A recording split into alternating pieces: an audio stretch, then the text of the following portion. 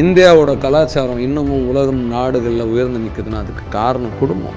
இன்னமும் நம்மளோட அரசியல் தலைவர்கள்லாம் பார்த்தீங்கன்னா அவங்க அம்மா அப்பா இறந்தாங்க அப்படின்னா அது ஓப்பனாகவே அவ்வளோ ஃபீல் பண்ணுறாங்க. எந்த கண்ட்ரிலையும் அது மாதிரி நடக்காது, இந்தியாவில் மட்டும்தான் அது மாதிரி நடக்கும். இன்னமும் அண்ணன் தம்பி பாசம், இன்னமும் அக்கா தங்கச்சி பாசம், இன்னமும் அண்ணன் தங்கச்சி பாசம், மனைவி மேலே கணவன் மேலே இருக்க பாசம். அதை தானே காட்ட சொல்கிறேன்.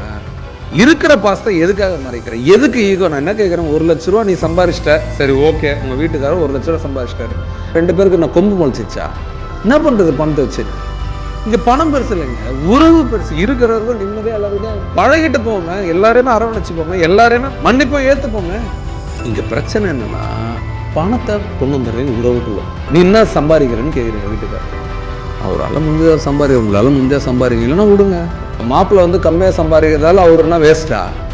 உண்மையை சொல்லிட்டு எவ்வளோ கிடைக்குதோ வாழ்வோம், உண்மையை சொல்லிட்டு உறவை மேம்படுத்துவோம், உண்மையாகவே இருப்போம், மனசில் பட்டதை உண்மையை சொல்லுவோம். ஏதோ ஹர்ட் ஆகிடுச்சா, இந்த மாதிரி அவங்க அன்றைக்கி பண்ணி உங்களுக்கு ஹர்ட் ஆகிடுச்சா, அதை சொல்லி பேசி தீர்த்துப்போம். உறவுகளை பணத்துக்கு வச்சு பார்த்தோன்னா உறவுகள் என்றைக்குமே மேம்படாது. உறவை அன்பை வச்சு பார்த்து உயிரோடு அதை பார்த்தோன்னா அதுக்கு ஒரு பெரிய வைப் இருக்குன்றது நீ புரிச்சுப்போம்.